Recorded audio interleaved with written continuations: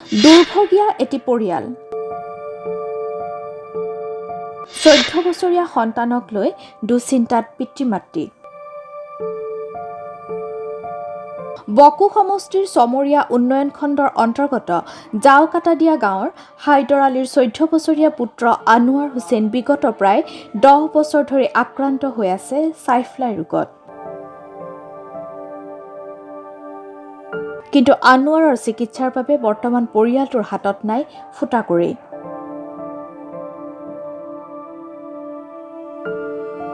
দিন হাজিৰা কৰা মাক দেউতাকে চৰকাৰ জনপ্ৰতিনিধিক সাহায্য বিচাৰি হিয়া ঠাকুৰি কান্দিছে যদিও কোনো ধৰণৰ সহায় পোৱা নাই।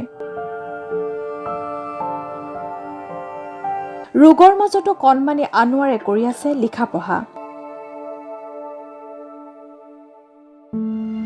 আনোৱাৰ পঢ়া শুনাত অত্যন্ত মেধাৱী যদিও জীয়াই থাকিব বিচাৰে, ভৱিষ্যতে ভাল মানুহ হ'ব বিচাৰে।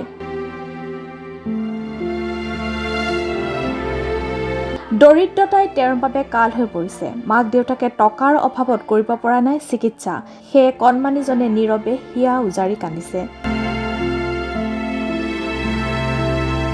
আপোনাৰ অকণমান সহায় হয়তো কণমানিজনক আকৌ স্বাভাৱিক জীৱন ঘূৰাই দিব পাৰে।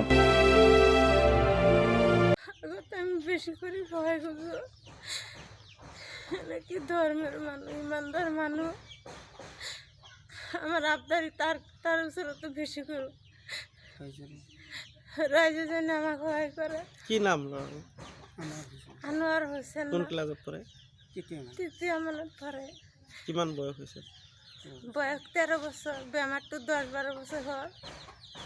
পয়সা চিকিৎসা করবো নোৱাৰো এতিয়া। আপনাৰ আগত পয়সা 10 জনেৰ সহায় খুঁজিছো।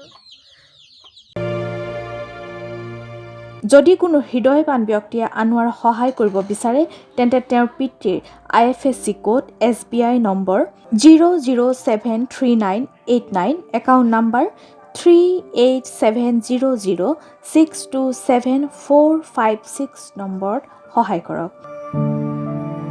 বকো সমষ্টিৰ অন্তৰ্গত এই জাওকাটাদিয়া গাঁৱৰ হাইদৰ আলীৰ শিশু ল'ৰা জাওকাটাদিয়া কলহিৰপাৰ জাওকাটাদিয়া প্ৰাথমিক বিদ্যালয়ত পঢ়ি আছে।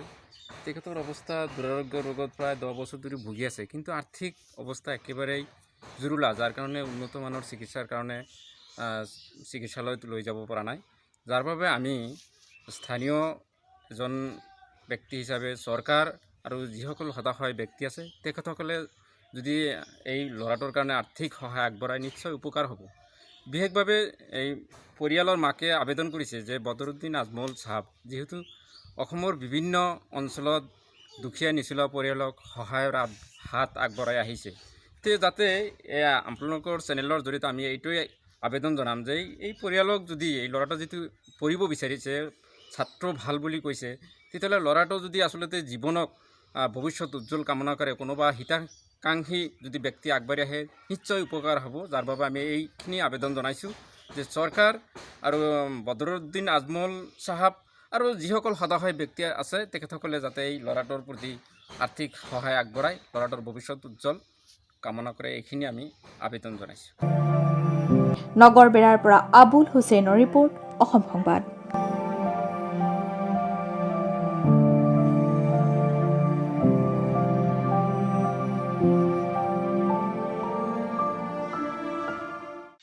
অসম সংবাদ, আপোনাৰ মঞ্চ, আপোনাৰ কণ্ঠ।